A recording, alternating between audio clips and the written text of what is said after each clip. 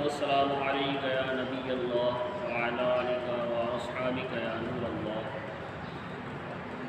نبی کریم رؤوف الرحیم صلی اللہ علیہ وسلم کا فرمان جنت نشان ہے، من صلی علی فی یوم الف مرۃ لم یمت حتی یری مقعدہ من الجنہ، یعنی جو مجھ پر ایک دن میں 1000 مرتبہ درود شریف پڑھے گا وہ اس وقت تک نہیں مرے گا جب تک جنت میں اپنا مقام نہ دیکھ لے۔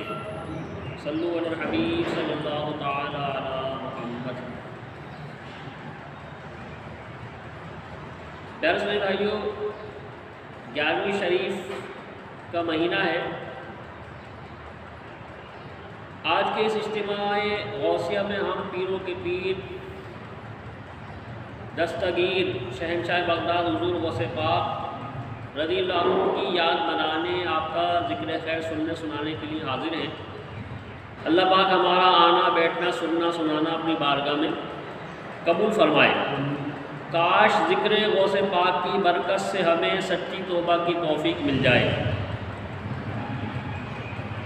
کاش ذکر غوث پاک کی برکت سے آپ کا فیضان ہمیں نصیب ہو جائے، ہمارے اخلاق سنور جائیں، کردار نکھر جائے، ذکر غوث پاک کی برکت سے ایمان کی سلامتی نصیب ہو اور ہم اللہ پاک کی رضا والے کاموں میں مصروف رہتے ہوئے ایمان سلامت لے کر دنیا سے جانے میں کامیاب ہو جائیں۔ آمین بجاہ خاتم النبیین صلی اللہ علیہ وسلم۔ الحمدللہ شہنشاہ بغداد غوث پاک رحمۃ اللہ علیہ مشہور و معروف ہستی ہے۔ آپ کا نام پاک عبد القادر اور کنیت ابو محمد ہے۔ محی الدین یعنی دین کو زندہ کرنے والے اور غوث الثقلین یعنی جنوں اور انسانوں کے غوث مددگار آپ کے مشہور القاب ہے۔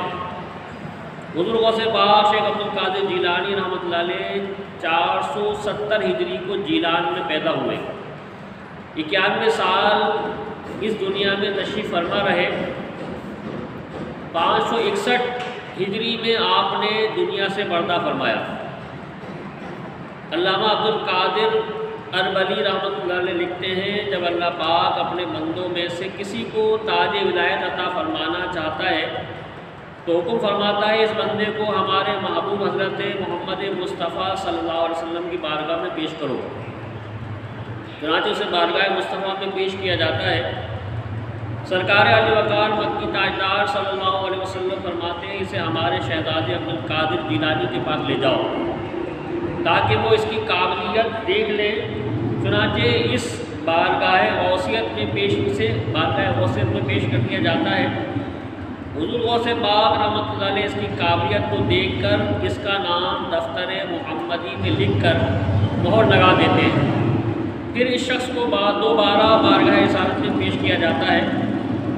قاسم نعمت مالک جنت صاحب کوثر صلی اللہ علیہ وسلم اس کی ولایت کا حکم جاری فرماتے ہیں۔ پھر اسے رتبہ ولایت عطا کر دیا جاتا ہے اور وہ عالم غیب و عالم شہادت میں مقبول ہو جاتا ہے۔ سبحان اللہ، یہ ہے ہمارے غوث اعظم شیخ عبد القادر جیلانی رحمۃ اللہ علیہ۔ اللہ پاک نے آپ کو کیسی کیسی شانوں سے نوازا ہے۔ اللہ پاک ہمیں حضور غوث پاک رحمۃ اللہ علیہ کے در کا سچا غلام بنائے۔ کاش اولیاء کرام کی غلامی میں زندگی گزاریں، اسی غلامی میں مریں، اسی غلامی میں روز قیامت اٹھائے جائیں، اور کاش 100 کروڑ کاش اولیاء کرام کے صدقے میں بلا حساب جنت میں داخلہ نصیب ہو جائے۔ آمین بجاہ خاتم النبیین صلی اللہ علیہ وسلم۔ شیخ ابو عمرو اور شیخ عبد الحق حریری رحمہم اللہ فرماتے ہیں 555 ہجری کی بات ہے، 3 صفر المظفر اتوار کو ہم حضور غوث اعظم رحمۃ اللہ علیہ کے مدرسے میں حاضر تھے۔ اس وقت حضور غوث اعظم رحمۃ اللہ علیہ نے کھڑائیں یعنی لکڑی کے چپل پہنے اور وضو فرمایا۔ وضو فرمانے کے بعد آپ نے 2 رکعت نفل ادا کیے۔ نماز سے فارغ ہو کر آپ نے بلند آواز سے پکار کر کچھ کہا اور ایک کھڑاؤ یعنی لکڑی کی چپل کو ہوا میں پھینک دیا۔ پھر اسی طرح دوسری کھڑاؤ کو بھی پھینکا۔ دونوں کھڑائیں ہماری نظر سے غائب ہو گئیں۔ آپ دوبارہ اپنی جگہ پر بیٹھ گئے، ہم میں سے کسی کو واقعہ معلوم کرنے کی جرات نہ ہوئی، یعنی ہم پوچھ نہیں سکے کہ بھئی معاملہ کیا ہے۔ 23 دن گزر گئے۔ 23 دن گزرنے کے بعد غوث پاک کے مدرسے میں ایک قافلہ آیا۔ قافلے والوں نے کہا ہم نے غوث پاک کی خدمت میں نذرانہ پیش کرنا ہے۔ چنانچہ ہم نے غوث پاک رحمۃ اللہ علیہ سے اجازت طلب کی، فرمایا قافلے والوں کو اندر آنے دو اور جو کچھ وہ دے لے لو۔ ہم نے قافلے والوں کو اندر آنے دیا۔ انہوں نے بہت سا سامان بارگاہ غوثیت میں نظر کیا۔ اس سامان میں حضور غوث پاک رحمۃ اللہ علیہ کی مبارک کھڑائیں یعنی لکڑی کے چپل بھی تھے۔ یہ دیکھ کر ہمیں تعجب ہوا۔ ہم نے قافلے والوں سے پوچھا یہ کھڑائیں تمہیں کہاں سے ملی؟ قافلے والے بولے 3 صفر المظفر کی بات ہے، ہم پر ڈاکوؤں نے حملہ کیا، ہمارے بہت سے افراد قتل کر دیے اور سامان بھی لوٹ لیا۔ ڈاکو ہمارا مال ایک طرف لے کر آپس میں تقسیم کر رہے تھے۔ اس وقت ہمیں خیال آیا کہ غوث پاک شیخ عبد القادر جیلانی رحمۃ اللہ علیہ ہماری مدد فرمائیں اور ہم اس مصیبت سے بچ جائیں تو غوث پاک رحمۃ اللہ علیہ کی خدمت میں نذرانہ پیش کریں گے۔ ابھی ہم آپس میں یہ بات کر ہی رہے تھے کہ جنگل میں 2 بلند آوازیں سنائی دی جن سے سارا بیابان گونج اٹھا، ڈاکو بھی ڈر گئے۔ پھر چند ہی لمحوں بعد ایک ڈاکو ڈرا سہما ہمارے پاس آیا اور بولا آؤ تم اپنا مال لے لو اور دیکھو ہمارا کیا حال ہوا ہے۔ ہم جلدی سے ڈاکو کے قریب پہنچے، دیکھا ان کے دونوں سردار مرے پڑے ہیں اور ان کے پاس غوث پاک کی یہ مبارک کھڑائیں رکھی ہیں۔ بس ہم نے کھڑائیں اٹھائیں، اپنا سامان لیا اور غوث پاک رحمۃ اللہ علیہ کی خدمت میں نذرانہ پیش کرنے حاضر ہو گئے۔ ہو سکتا ہے کسی کے ذہن میں یہ وسوسہ آئے کہ اللہ پاک کے سوا کسی سے مدد نہیں مانگنی چاہیے، کیونکہ جب اللہ پاک مدد کرنے پر قادر ہے تو پھر غوث پاک یا کسی اور بزرگ سے کیوں مدد مانگے؟ جواباً عرض ہے کہ یہ شیطان کی خطرناک ترین وار ہے اور اس طرح شیطان نہ جانے کتنے لوگوں کو گمراہ کر دیتا ہے۔ حالانکہ اللہ پاک نے کسی غیر سے مدد مانگنے سے منع ہی نہیں فرمایا، بلکہ قرآن کریم میں جگہ جگہ اللہ پاک نے دوسروں سے مدد مانگنے کی اجازت دی ہے۔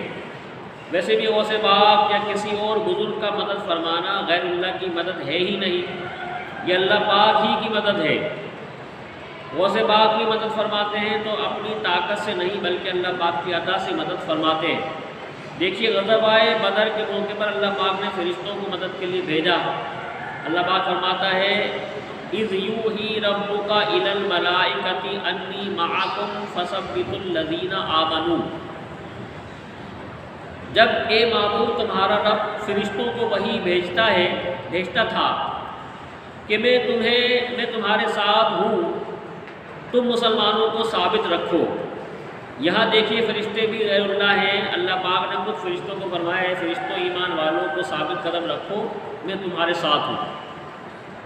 اور فرمائی اللہ پاک نے فرشتوں کو بھیجا، اللہ پاک چاہتا تو فرشتوں کے بغیر ہی مدد فرماتا، اللہ پاک چاہتا تو حضور کے دشمن اپنے گھروں ہی میں اوندھے ہو جاتے، میدان بدر میں آ ہی نہ سکتے، مگر اللہ پاک نے فرشتوں کو بھیجا۔ کیوں؟ اس لیے کہ وہ اللہ ہے، وہ رب ہے، وہ قدرتوں والا ہے، وہ جو چاہتا ہے کرتا ہے، کوئی اس سے پوچھنے کی ہمت نہیں کر سکتا۔